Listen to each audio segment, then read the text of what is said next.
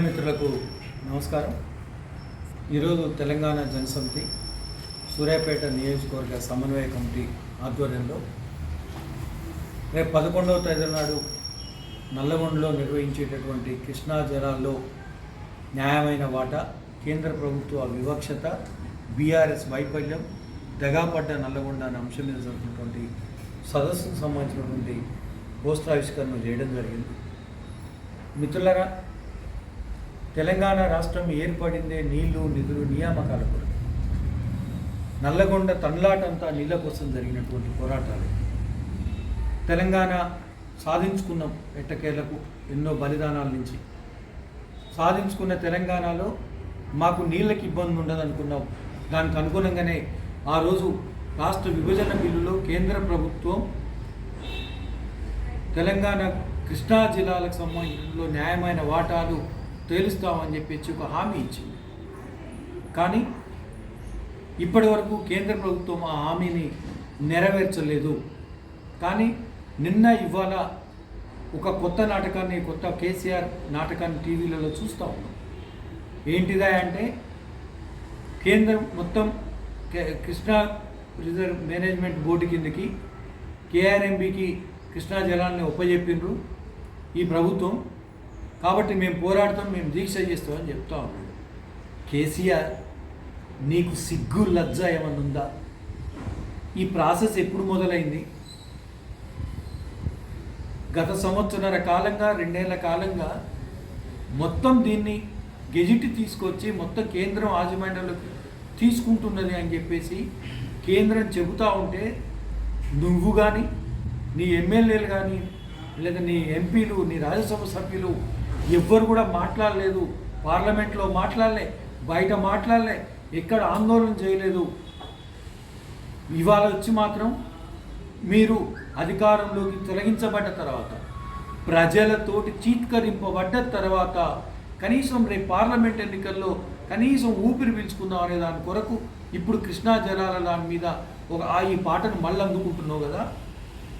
ఆ రోజు రాజకీయంగా తెరమరుగైనటువంటి నువ్వు తెలంగాణ ప్రజా సంఘాల నాయకత్వంలో తెలంగాణ ఉద్యమం జరుగుతుంటే ఆ ప్రజా సంఘాలు పెట్టిన పుట్టలో జొరబడి తెలంగాణ ఉద్యమ నాయకుడిగా చలామణైనటువంటి నువ్వు మళ్ళీ ఇప్పుడు కృష్ణా జలాల పరిరక్షణ కొరకు తెలంగాణ ప్రజలు ఉద్యమిస్తూ ఉంటే, గత 2 ఏళ్ల కాలంగా తెలంగాణ జనసమితి, తెలంగాణ జేఏసీ, ప్రజా సంఘాలు కృష్ణా జలాలపై గెజిట్ని వ్యతిరేకిస్తూ ఆందోళనలు, పోరాటాలు, పాదయాత్రలు చేస్తుంటే నిమ్మకి నీరెత్తినట్టుగా ఉండి చూస్తూ నిలబడ్డటువంటి నువ్వు ఈరోజు ఎందుకు మాట్లాడుతున్నావో వాస్తవాలు ప్రజలకు తెలుసు.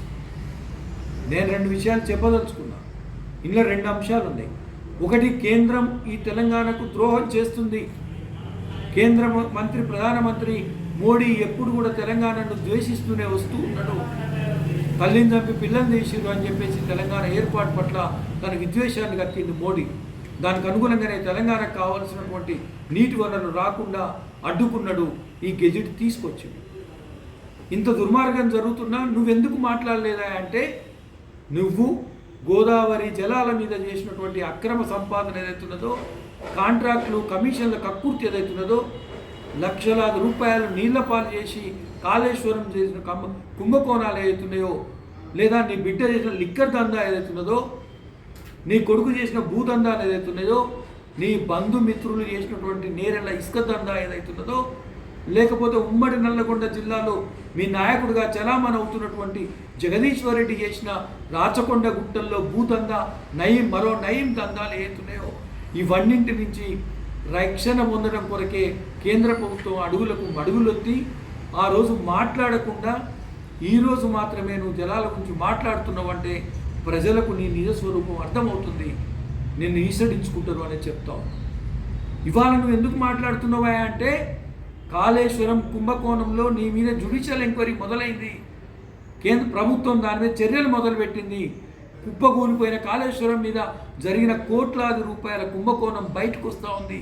దీంట్లో నువ్వు, నీ కుటుంబం ఎక్కడ జైలు పోతుందో, నీ వంది మాగదులు ఎక్కడ జైలు పాలవుతారో అని చెప్పేసి ఒక భయంతో కాళేశ్వరం కుంభకోణాన్ని పక్కదోవ పట్టేయడం కొరకు మాత్రమే ఈరోజు నువ్వు లేని ప్రేమ నటిస్తూ నల్లగొండ మీద లేని ప్రేమ నటిస్తూ నల్లగొండలో సభ అని చెప్పేసి కొత్త నాటకం ఆడుతున్నావు.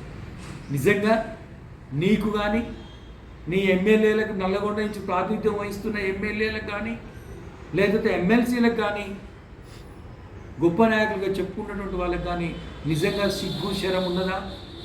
ఉంటే ఎలిమినేట్ మాధవరెడ్డి ప్రాజెక్టు సంబంధించినటువంటి పనులు సొరంగం పనులకు ఈ 10 ఏళ్ల కాలంలో ఎంత బడ్జెట్ కేటాయించారు, ఎందుకు పెండింగ్ ఉన్నాయో చెప్పాలి. మీరు అవి తేల్చకుండా ఈరోజు నల్లగొండ మీద మొసలు కన్నీరు కారిస్తే తెలంగాణ సమాజం ఊకోదు, నల్లగొండ సమాజం ఊకోదు.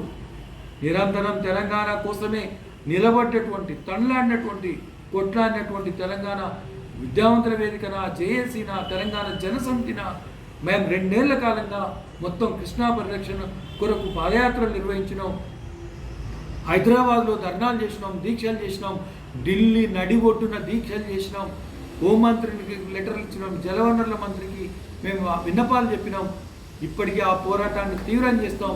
ఈ నల్లగొండ నీళ్ళ మీద లేదా మొత్తం తెలంగాణ జలవనరుల మీద మాట్లాడే కనీస నైతిక అర్హత కేసీఆర్ కోల్పోయిండు అని చెప్పేసి తెలియజేస్తూ రేపు జరిగేటటువంటి సదస్సును విజయవంతం చేయాల్సిందిగా మొత్తం తెలంగాణ సమాజానికి విజ్ఞప్తి చేస్తూ ఉన్నాం. జై తెలంగాణ, జై కోదండరావు.